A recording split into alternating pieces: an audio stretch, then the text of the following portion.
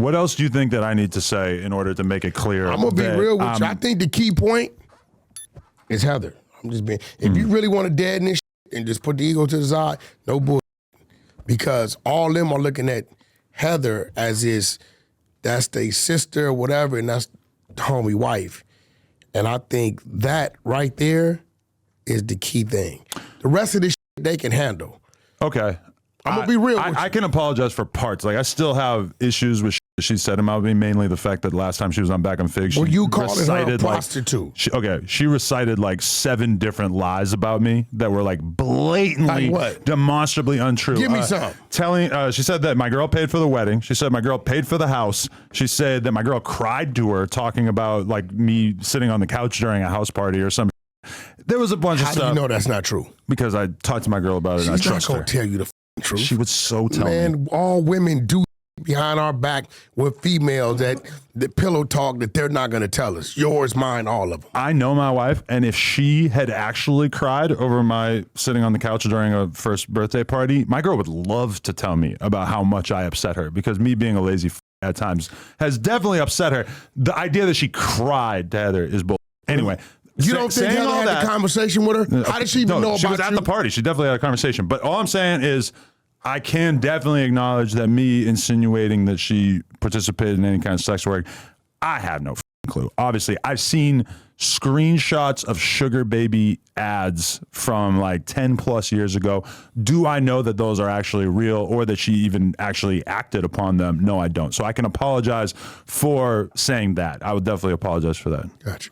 And I have to segment up my apologies because this is still so fresh and raw. T-Rail, I think that the comment towards the child was a little bit too far. I get it, I understand it, because I understand your psyche. But, you know, if he's issuing that apology, I think we could, you know, stay away from those type of comments. But he's going to stand on the technicality and say, I said I was going to kick her in the ass when she got older. I don't really know. It doesn't seem like that makes it that much better. I don't think he's going to bring it up. I think once he hears you actually issue an apology, I think he's going to stay away from that. I think now this thing could go down the right track. Right.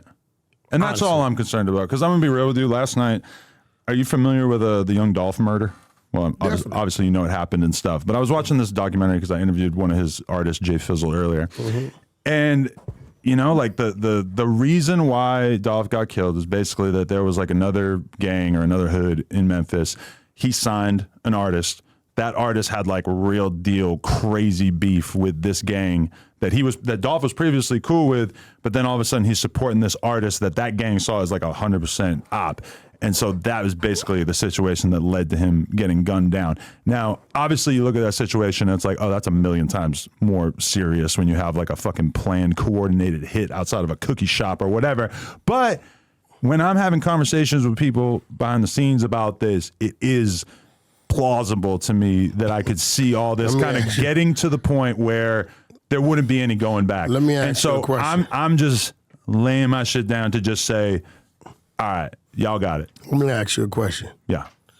Because I don't want you to water this down. You do know you're dealing with a tribe that's Compton Crips. I didn't know that, but okay, yeah, sure. Right? I don't know where anyone's from. You don't, that ain't nothing you water down, play with. Okay. This is just real shit. You know what I'm saying? I understand Young Dolph them got their thing going, but I guarantee you whatever gang that was does not have the history or of the Compton Crips, the Grandies, the CC Riders. So no, it's that serious. I got nothing against any fucking set from LA, whatever. It's not my business. I'm not trying to comment on the toughness or the respectability of anybody doing anything. I'm just saying, you know, and because, you know, keep in mind, throughout all this, for the most part, up until very recently is when I think I crossed the line by saying shit about, like, I never really made it about me being tough. I just made it more like, come and get me. In one of my recent rants, I upped the ante a little bit to make it a little bit too much of like, all right, come do something to me, whatever. But I thought you was trolling. You know how I am. I'm not taking pride in being tough or whatever. That's not. No, but when you I thought you was trolling. You were serious, like pull up? No, I mean, I guess, yeah, if you really want to think about it, I guess you could call that trolling because it's not like I was being super fucking serious about it, right? But all I'm saying is that the shit that I was saying early on was all like opinion, fact-based words. Yeah. And then obviously me seeing where it could go with the dub thing caused me to kind of think about it a little bit different. Money? I'm not talking about that now. That was something I said like 6 months ago on the Bootleg Kev thing. No, was you trolling or was you really serious? I didn't say they weren't making any money. I said that they, in my opinion, we're probably making less money now. I think that they kind of even acknowledge that because obviously if you're in the year one of a business, okay, you're probably not going to make as much starting your own business as you would just having a role at an existing business. But I'm not trying to aggravate that. Got you. You really trying to put this fire out. Yeah, and I mean, I know that it's not going to be out for a significant period of time until something takes place or whatever, and that's fine by me. If I could ask for anything, I would just say, my friends, my homies, the people that I'm around here, No Jumper staff, leave them out of it. I'm the one who was talking shit. I'm the one who deserves any repercussions that I ever end up getting. I'm just saying, I don't want to see. So know this. Yeah. And remember this when you want to start talking shit. The fact that you just showed your weakness. What's my weakness?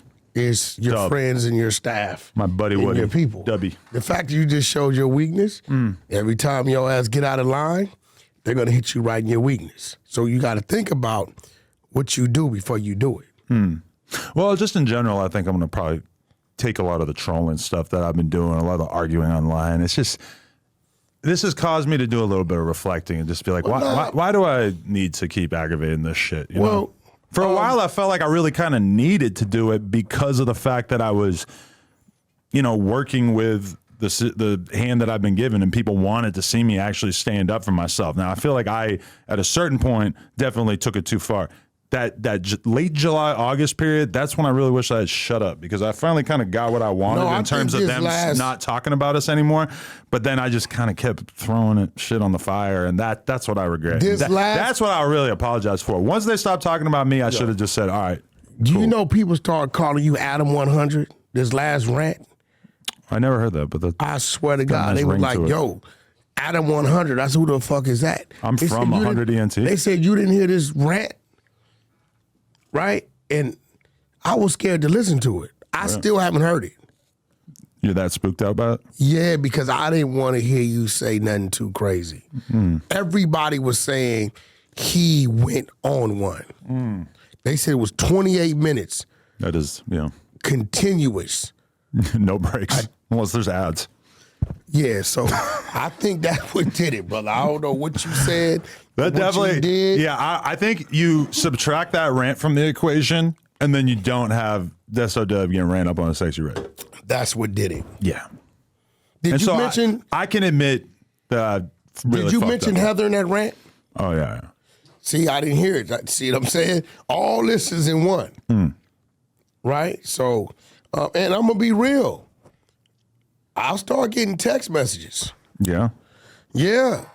And when you start getting text messages from people and the people directly involved isn't talking to them, that's when it's starting to get serious.